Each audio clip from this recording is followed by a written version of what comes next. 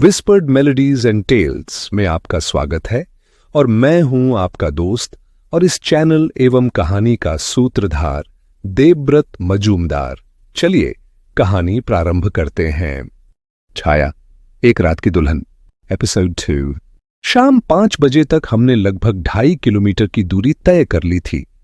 हमने काम बांध पर ही रोक दिया था और तब तक बॉबी भी खैरागढ़ से खरीदारी कर लौट आया था।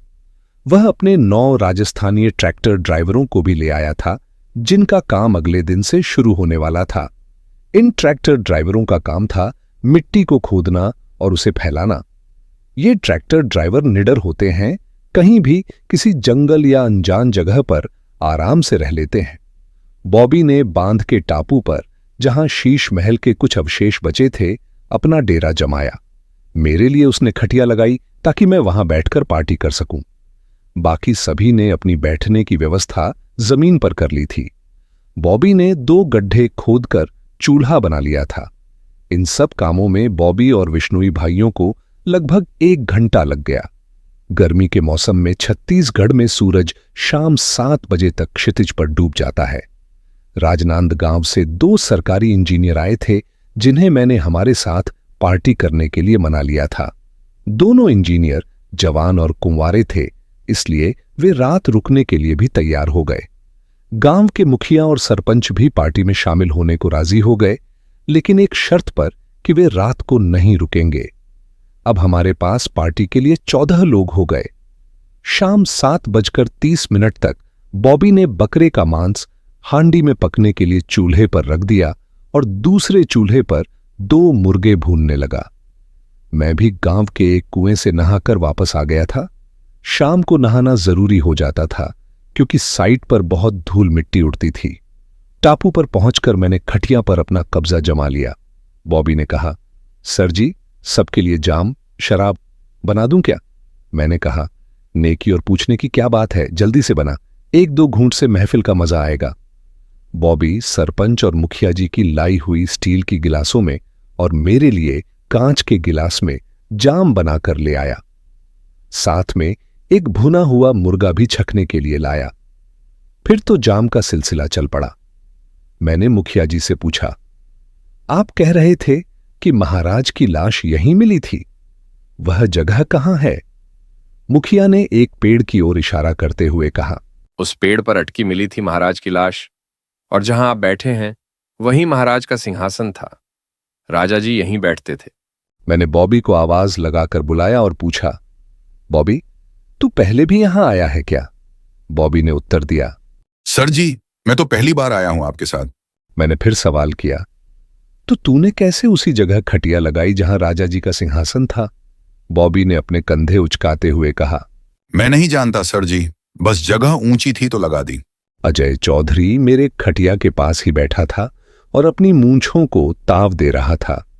उसे इन भूत प्रेत की कहानियों में कोई दिलचस्पी नहीं थी।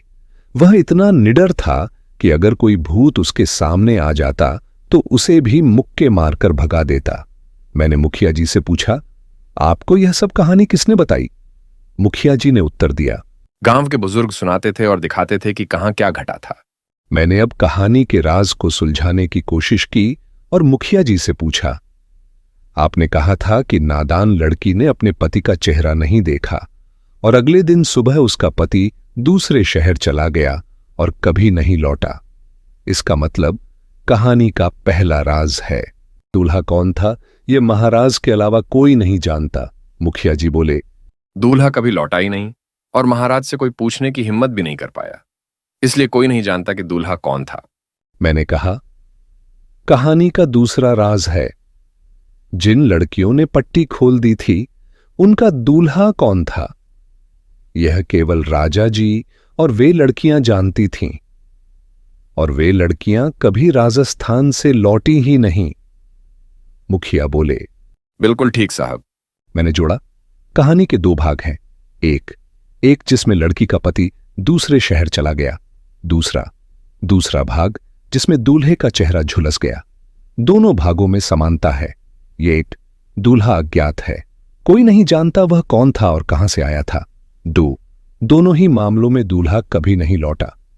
3 राजा जी ने इतनी जल्दी दूल्हा कहां से ढूंढा? चौथे महाराज का ऐसा कौन सा महल का काम था कि दूल्हे को सुबह सुबह ही दूसरे शहर जाना पड़ता? क्या राजा जी के पास दूल्हे के अलावा कोई मुलाजिम नहीं था? मैंने कहा, अगर मैं इस कहानी को सच मान लूं और हर कड़ी को जोड़ूं तो राजा जी ही शक के घेरे में आते हैं। मेरे हिसाब से राजा जी ही वे दूल्हा बनते थे। कहानी का तीसरा राज है कि वह लड़की कौन थी जो आखिरी बार इस टापू पर आई थी। उसकी कहानी आपने नहीं सुनाई, इसलिए वह राज अब तक अनसुलझा है। मुखिया जी ने कहा, साहब, राज बताने के लिए न तो महाराज ही बचे हैं और न ही कोई ऐसा जो इस टापू पर था। वह लड़की भी कभी दिखाई नहीं दी। नाव का केवट भी उस लड़की को नहीं जानता था और घटना के बाद लड़की उसके साथ वापस नहीं गई। मैंने दबे स्वर में कहा, आपके राजा जी ही दूल्हा बनते थे, क्योंकि कोई असली दूल्हा था ही नहीं, इसीलिए दूल्हा हवा में गायब हो जाता था। आपके राजा जी ही दूल्हा बनकर लड़कियों की इज्जत से खेलते थे और सुबह मनगढ़ंत कहानी सुना देते थे। जो लड़कियां पट्टी खोल देती थीं, उन्हें गायब कर देते थे, यानी मार देते थे। उन लड़कियों की लाश या तो इस टापू पर गाड़ देते या पानी में डुबो देते होंगे। पर उस आखिरी लड़की का राज राज ही रह गया। अगर कोई उस लड़की के बारे में जानता तो इस राज से पर्दा उठता। मुखिया जी ने कहा, साहब, अब इस राज को राज ही रहने दीजिए। अब न राजा जी हैं और न ही वे लड़कियां। यह अब एक किंवदंती है जिसे गांव के लोग अपने बच्चों को सुनाते हैं, और जब कोई बाहरी व्यक्ति जैसे आप यहां आता है तो उसे भी सुनाते हैं। हम सभी को आगाह करते हैं कि इस जगह पर भूत हैं। हर रात एक लड़की के चीखने की आवाज आती है। जो हमारी बात नहीं मानता और आपकी तरह जिद्दी होता है, उसकी लाश ही मिलती है। अब आपका भगवान ही जाने आपके साथ क्या होगा। मैंने कहा, मुखिया जी, जाने कैसे दूं? राजा जी का राज तो पता चल गया, अब मैं ही उस लड़की के राज का पता लगाऊंगा। वैसे तो मैंने कभी भूत प्रेत पर विश्वास नहीं किया, पर जैसे मेरे श्री कृष्ण सत्य हैं, वैसे ही भूत प्रेत भी सत्य हो सकते हैं। अगर उस लड़की की आत्मा भटक रही है तो मैं उसे मुक्ति दिलाने का उपाय करूंगा। मुखिया और सरपंच ने कहा, साहब, आपको कुछ हो गया तो हमारी कोई जिम्मेदारी नहीं। आप अपनी मृत्यु को खुद ही बुला रहे हैं। मैंने कहा, छोड़ो इन बातों को और शराब का आनंद लीजिए।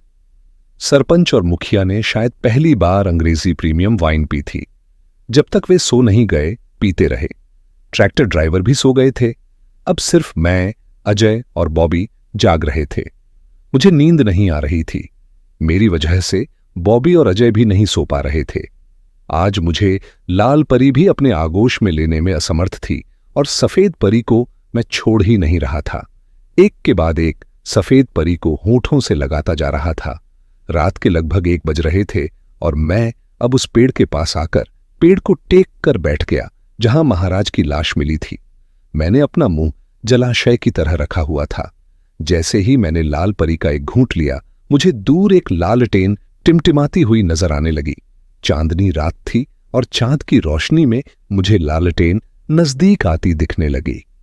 मैंने अजय और बॉबी से कहा, देखो, क्या तुम दोनों को कोई लालटेन हमारी तरफ आती नजर आ रही है? बॉबी ने पूछा। कहाँ है लालटेन? मैंने हाथ के इशारे से दोनों को लालटेन की तरफ दिखाया।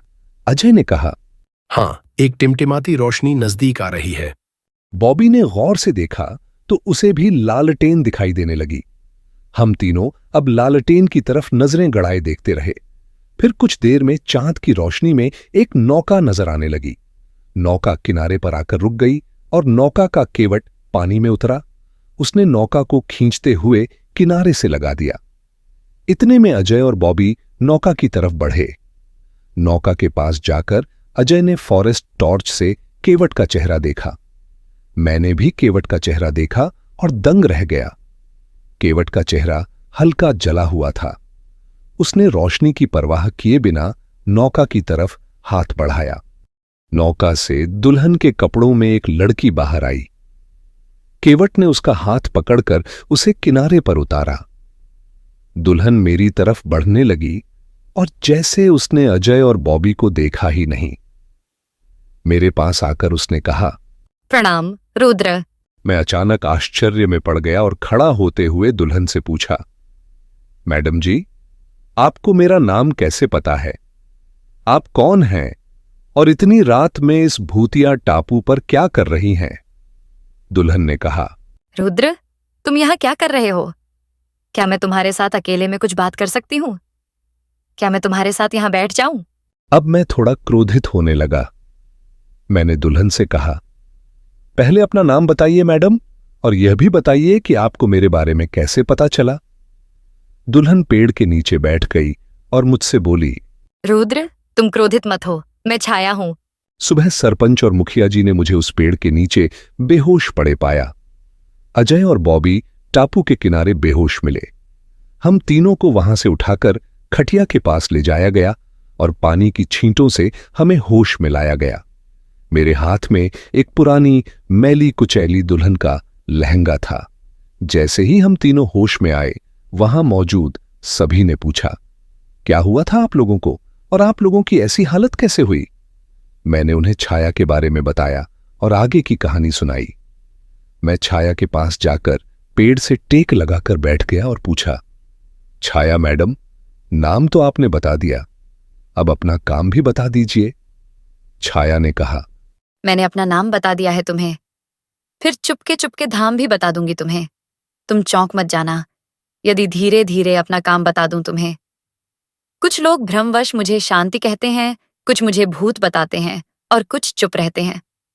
पर मैं शांति नहीं हूं, मैं तो छाया हूं। मैं शांत नहीं हूं, मैं मौन नहीं हूं। मुझ में भी स्वर बहते हैं। कभी कभी मुझ में कुछ चल जाता है, कभी कभी मुझ में कुछ जल जाता है। जो चलता है वह शायद मेंढक हो और जो जलता है वह जुगनू है जो तुम्हें छल जाता है। मैं शांत बहुत हूं, फिर भी डोल रही हूं। ये सरसर, ये खरखर, ये सब मेरी ही आवाजें हैं। ये रहस्य है जिसे अब मैं खोल रही हूं। मैं सुने में रहती हूं। ऐसा सुना जहां घास उगा होता है, ऊना ऊना, और झाड़ियां, कुछ इमली के, कुछ पीपल के, और अंधकार जिससे होता है दूना।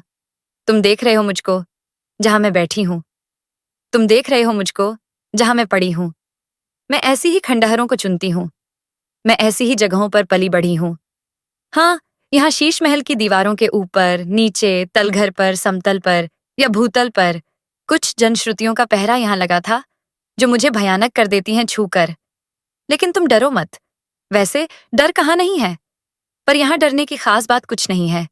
ये बस एक बात है, वह केवल ऐसी है, कुछ लोग यहाँ थे, अब वो यहाँ नहीं है। यहाँ बहुत दिन हुए एक थी रानी। इतिहास बताता नहीं उसकी कहानी।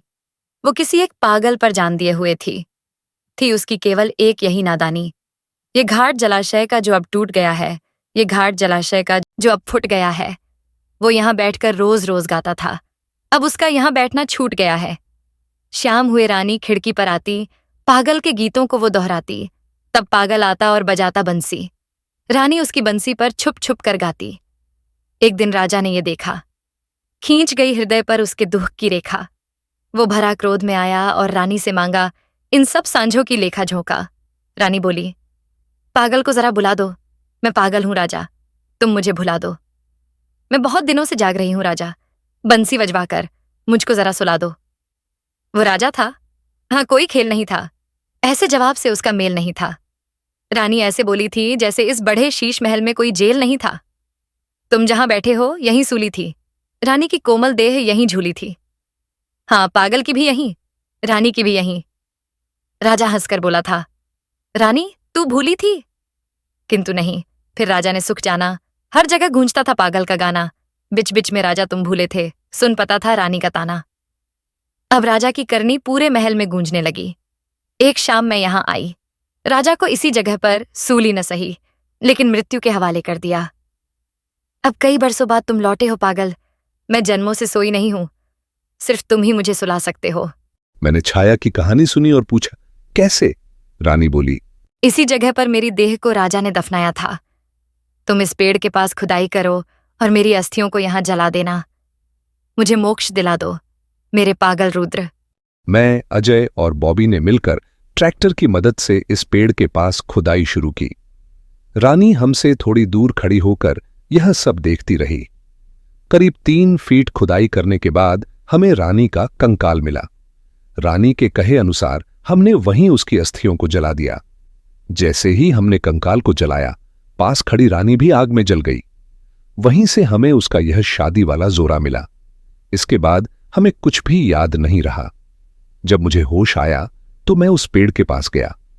अजय से पेट्रोल का कैन लेते हुए मैंने रानी के लहंगे को भी आग के हवाले कर दिया। फिर मैंने सरपंच और मुखिया से कहा, अब से यहां किसी लड़की की चीखने की आवाज नहीं आएगी, न ही कोई जलाशय में डूबकर मरेगा और न ही कोई पागल होगा। रानी की आत्मा को मुक्ति मिल गई है। अब आप सब रात को भी यहां घूमने आ सकते हैं। हम तीनों रात भर नहीं सोए थे। मैंने कहा, हम अभी खैरागढ़ जा रहे हैं, दोपहर तक लौट आएंगे। इसके बाद हम तीनों कार लेकर खैरागढ़ की तरफ चल दिए। छुई खदान पहुंचने पर मैंने अजय से गाड़ी एक पान ठेले पर रोकने को कहा। वहां से मैंने सफेद परी खरीदी और सुलगा ली। अचानक मैं जोर जोर से हंसने लगा। अजय ने कहा, सर जी, आप तो बच गए, लेकिन कहीं मुखिया के कहे अनुसार आप पागल तो नहीं हो गए हैं? मैंने हंसी रोकते हुए कहा, चल गाड़ी चला, खैरागढ़ में वो बैगा न जाने क्या कर रहा होगा। अगर आपको मेरी कहानियां अच्छी लग रही हैं तो मेरे वीडियोस को लाइक करें और मेरे चैनल को सब्सक्राइब जरूर करें।